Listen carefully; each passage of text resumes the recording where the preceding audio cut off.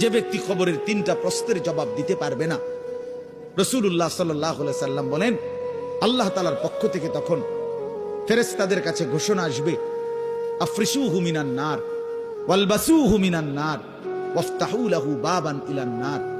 আমার এই নাফরমান বান্দার কবরে জাহান্নামের বিছানা বিছিয়ে দাও, জাহান্নামের পোশাক পরিয়ে দাও, আর জাহান্নাম বরাবর তার জন্য কবর থেকে দরজা খুলে দাও।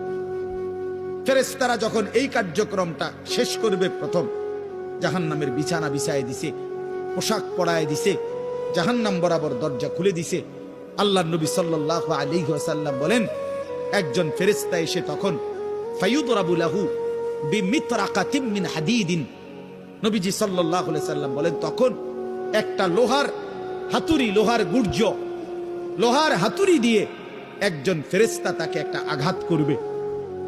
কি আঘাত, কোথায় আঘাত করবে? সরাসরি হাদিসের শব্দ, বরবাতান বাইনা উজুনাইহি, তার 2 কান বরাবর একটা আঘাত করবে। রাসূলুল্লাহ সাল্লাল্লাহু আলাইহি সাল্লাম বলেন ফায়াসিহু সাইহাতান, ওই নাফরমান তখন এত জোরে চিৎকার করবে, ইয়াসমাউহা মান ইয়ালিহি ইল্লা সাকালাইন, মানুষ এবং জিন ব্যতীত আল্লাহর সমস্ত সৃষ্টি ওই বেঈমানের চিৎকার শুনতে পায়।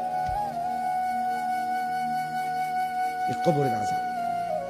ছেলেরা আমার, দোস্ত আমার, বাপ আমার, বন্ধু আমার, আপনি হাসলেও কবরে যাইতে হবে, কাঁদলেও কবরে যাইতে হবে। রাজপ্রাসাদের ওই অট্টালিকাতে যে থাকে সেও একদিন মরে যাবে, জীর্ণ কুঠিরে কুড়ে ঘরে যে থাকে সেও মরে যাবে। জীবনে যে কোনোদিন সুখ দেখে নাই দুঃখের সাগরে, তারও মৃত্যু হবে। জীবনে যে কোনোদিন দুঃখ দেখে নাই সুখের সাগরে ভাসছিল, তারও মৃত্যু হবে, সেও মরে যাবে। কবর নিশ্চিত, কবর নিশ্চিত। অমিন ওয়ারাইহিম বারযাখুন ইলা ইয়াউমি ইউবআসুন। আল্লাহ তাআলা মৃত ব্যক্তিকে বলবে, বান্দা, কোরআন শরীফের আয়াত, এখন থেকে নিয়ে ইসরাফিলের ফুঁতে হাসরের ময়দানে উঠানো পর্যন্ত বারযাখ মানে কবরের জীবনে পড়ে থাকো।